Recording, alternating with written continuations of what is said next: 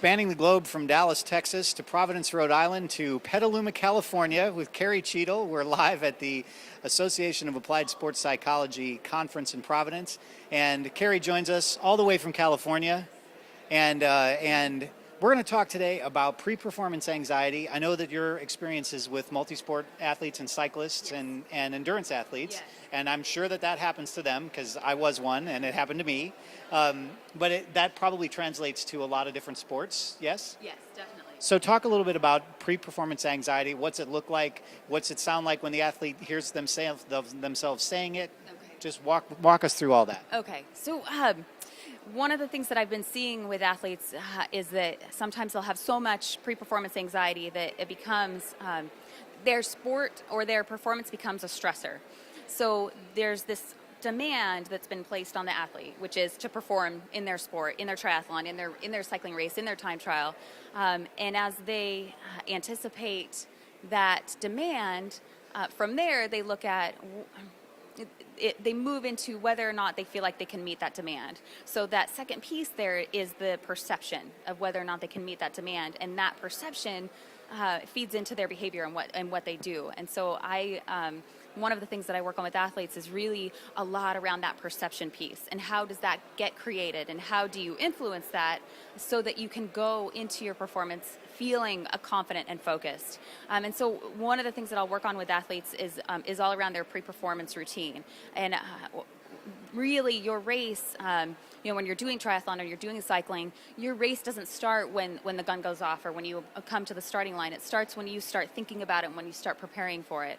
And there's different things that will feed your confidence as you go into that event. One of them is coming way before, the couple days before your event, which is, how do I feel like I've done the training that I need to do to be prepared for this? So that stuff is happening before.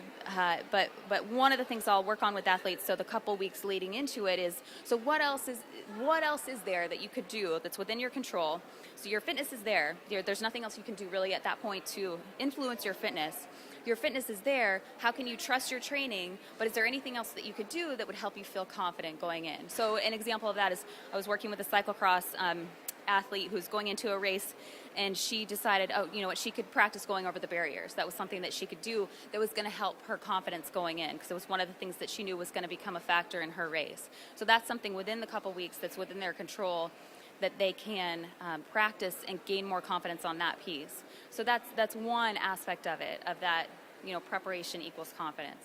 The other piece is that I'm dialing in with the athlete. What are you, in the hours, like in the days and in the hours leading up to your event, what are the things what do you need to be doing during these different time increments leading up to your race? What do you need to be doing? And then the thing that's different, a lot of athletes are already doing this part. They know how much sleep do I need? What kind of food do I need? Am I prepared in that way? But also, how do you want to be thinking during each one of those segments? And how do you want to be feeling during those? So that you're not only covering your bases of, these are the things I need to do in order to be prepared, but this is how I want to feel during this part, that will get me in an optimal confidence and focus place for that moment. And this is what I need to be thinking in order to achieve that.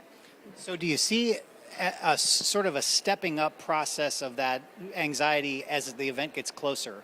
So the picture that you're painting feels to me like if the race starts at 12 noon, what do you like at 11? What do you like at 9 o'clock? What do you like the night before when you go to bed? What do you like 2 days before? Because I would presume that if we catch it early enough where you're sort of not feeling the way you want to feel, we can talk about it and it doesn't become such a big deal. Is that part of the process? Yes, yeah.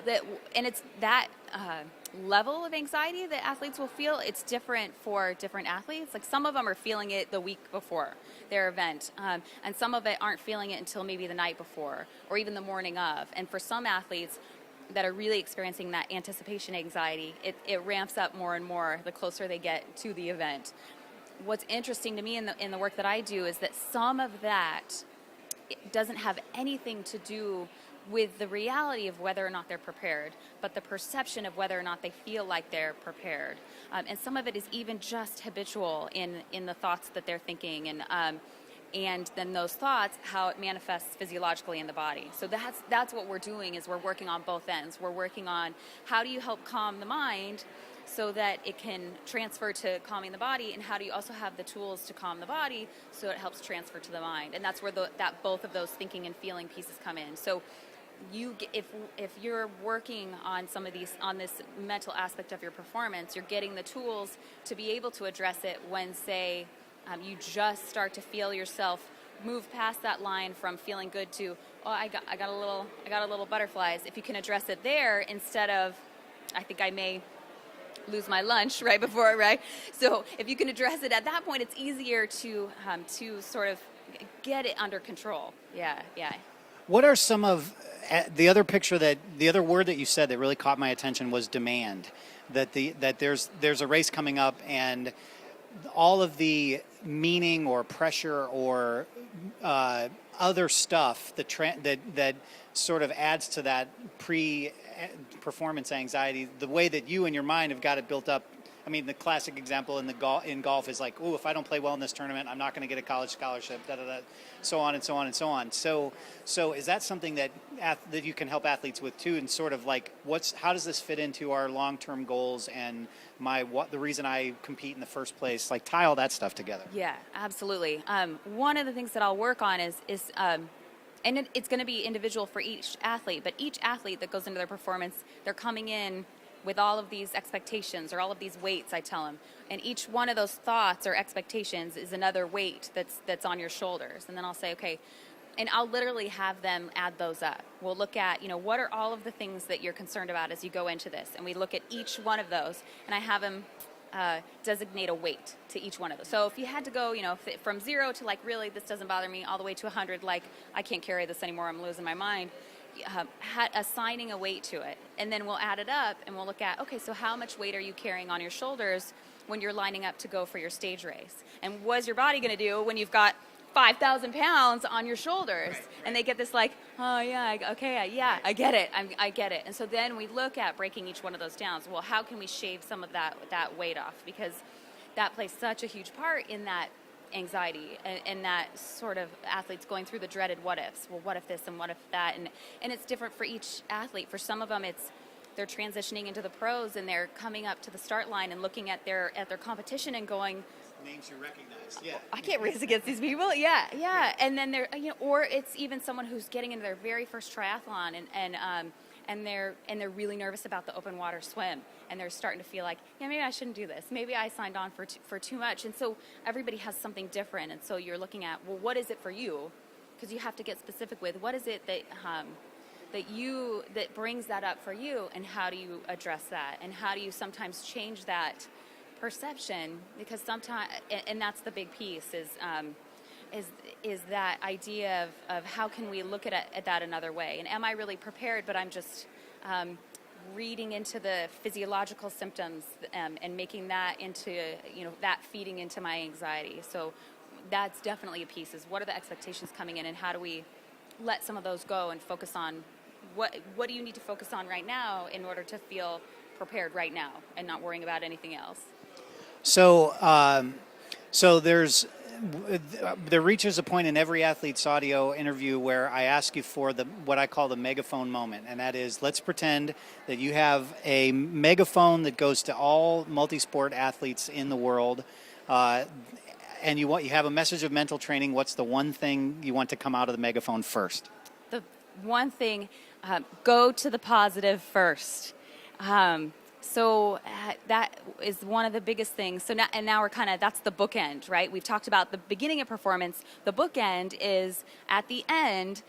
What are you focusing on? What's the story you're creating after your event? Because that story that you create is going to influence you going into your next event. So start with, what did I do well? Always start with, what did I do well? Because we're so good at putting so much more weight in that one thing that didn't go well, that we forget all of the things that did go well. And when you're able to do that, you're going to take more of the feedback from it and the lessons away from it. Focus on the positive. So, for those of our viewers who are interested in more conversation with you or want to find you online, just run down the whole list. Where can we find you online, or how can we get in touch with you? Nice. You can find me. My website is my name. It's carriecheadle.com. I also have a mental skills training athlete page on Facebook, and you can connect to that on my website as well. And I also do a blog where I talk about the different mental aspects of performance, and have a newsletter that with all just articles about this piece and how to dial this piece and all the stuff that happens between the 6 inches between your ears. Yeah. That's right. Well, I appreciate your time on the Athletes Audio Academy. Thanks for being a guest. My pleasure.